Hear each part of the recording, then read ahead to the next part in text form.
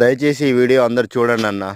ఎందుకంటే ఏవేవో పనికిరాని యూట్యూబ్‌లో వీడియోలు చూస్తా ఉంటారు. దాని అర్థం పర్థం లేని వీడియోలు గూడా లైకులు కొడుతుంటారు. కానీ మా రైతులయి మాత్రం వీడియోలు ఎవరు చూడరు, లైక్ చేయరు, ఆదరణ అస్సలు లభించదు. మరి ఆ రైతులు ఏం పాపం చేసినో తెలవదు గానీ, ప్రకృతి అట్నే రైతులను నష్టం చేస్తుంది. ప్రభుత్వాలు నష్టం చేస్తాయి. ప్రతి ఒక్కరు రైతుని నష్టం చేస్తారు గానీ, వాళ్ళ బాధలు, కష్టాలు చెప్పుకోవడానికి ఒక యూట్యూబ్ లాంటి దాంట్లో గూడా ఎవరు సరిగ్గా ఆదరణ లేకపోతే ఎట్లా అన్నా? అందరికీ అన్నం గావాలి. అందరు తినడానికి అన్నం గావాలి. ప్రతి ఒక్కటి గావాలి గానీ, రైతుల బాధలు, రైతుల కష్టాల గురించి వాళ్ళు చేసే వీడియోలు మాత్రం ఎవరికీ అవసరం లేదన్న. ఎందుకన్నా అంతగా ఏం పాపం చేసిర్రు రైతులు?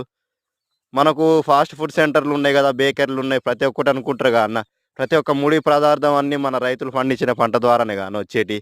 అక్కడ ఏమన్నా మిషన్‌లో, కంప్యూటర్‌లో డౌన్‌లోడ్ చేసేది కాదు గదా!